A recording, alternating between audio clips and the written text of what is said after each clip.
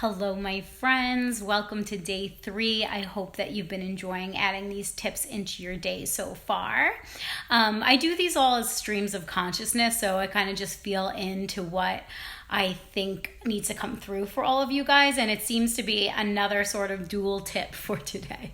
So bear with me. And as always, take what you want and leave the rest, what works for one may not work for another. Okay, so the first thing I want to talk about is pretty important, and it's your nutrition. So basically, how are you fueling your body? And I want to talk about this because it was a huge part of my spiritual journey when I made this connection. If you read in my first email a little bit about me, I've been doing spiritual studies since I was 16. And, as a teenager, I had a lot of issues to overcome, and even into my 20s. I had drug addiction, alcoholism, and I even had an eating disorder to overcome. I like to be vulnerable with all of you guys because I want you to understand that I'm just a normal person like anyone else, and I have my struggles too. And in fact, those struggles are what make me more able to share this information with you guys as I've sort of overcome my own set of darkness and my own trials. It's helped me to really forge a beautiful, healthy path, and knowing that darkness really has opened me up to the light. And the nutrition and wellness was a huge piece because here I was traveling to India, working with shamans in Peru, and I'm having all this good juju come into my spirit. And it definitely did help to transform me at those times. But when I finally gave up all the toxins, the very last thing to go was the alcohol. I didn't see it as big of a problem as the other things. So I had that one lingering. But as soon as I let that go, all of the spiritual work I did sort of just took off. It was like I was putting all of these ingredients into a blender, and finally the blender could take off because I was finally taking care of my body in a way that allowed all those good ingredients I was putting in to get to work. I say this because maybe you're somewhat healthy and that's great, but even the littlest shifts in this way will help to clear up your energy field. I like to think of it like a cloudy day versus a sunny day, and how your intuition works with your higher power and universal intelligence, and when you're trying to live a more spiritual and just overall more blissful life. Everything impacts your energy, and if you're putting things that are highly processed or lots of sugars, if you are drinking a little bit more than normal because of this quarantine, which I'm sure I understand, I get it.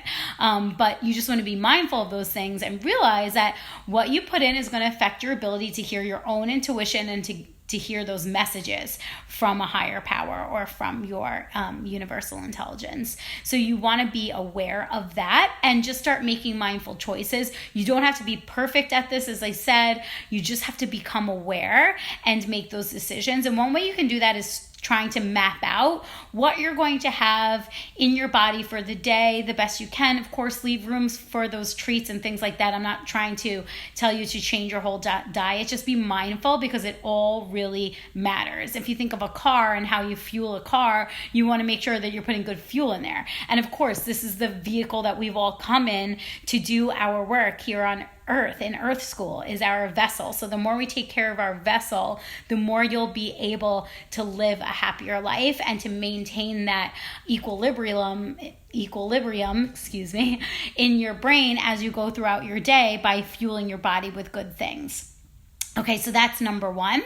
And one of the ways that you can map that out is with a day planner. That's my tip for today, is how are you mapping out your day? And you may be thinking, well, I have really nothing to do. I'm here in isolation, quarantining myself, or I work from home, so there's really not that much to do.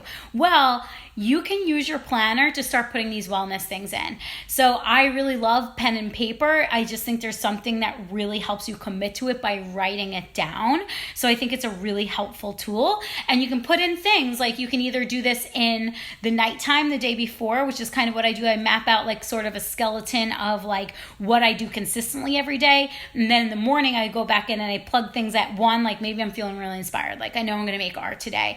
Or I'm just like, you know what? I'm ready to redo my resume today. So I'll leave space to add those things in for the morning. So at nighttime, I'll add in those skeletal things. And then in the morning, I'll go back and add some inspiration pieces in. So you could go in and add things like, for every day of the week. You could add your meditation, then maybe your AM routine where you visit your altar and maybe you brush your teeth and wash your face, right? And then do your cup of tea. So maybe that's all part of your morning routine. And then you go into your work hours, or maybe that project that you wanted to work on that you never got around to. It just helps to hold you accountable. I use this planner. It's called Commit 30. I absolutely love it. So if you're looking for some way to have a written form, this is a great way. It helps you to really map out goals too.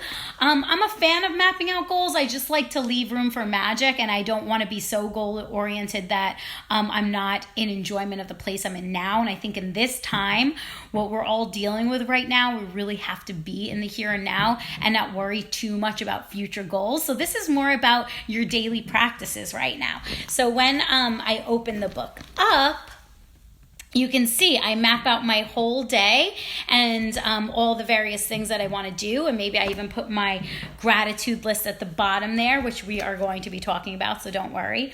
But you can see I highlighted things. I like to highlight instead of cross off. It just gives me a better feeling. And it will tell you if I do something during the day that I didn't write down in my planner, I will go back in there and put it on there just so that I can highlight it off. It's a great feeling to do that. I add stickers to mine. I'm kind of crazy with it. So if you want more ideas on the planner, that's some of the things I work with my clients on a lot, is using these kind of little tricks to make it fun. You know, life should be fun. There should be enjoyment. We had a lot of zest and a lot of joy as kids. And some of these things that we can do, like having fun with our planner and planning out some of the delicious meals that we're going to have, is a great way to, again, just add blissful moments into your day and start living your life with more wellness. And of course, reach out to me if you're struggling at all. I share my vulnerability so that you will feel called to share yours as well.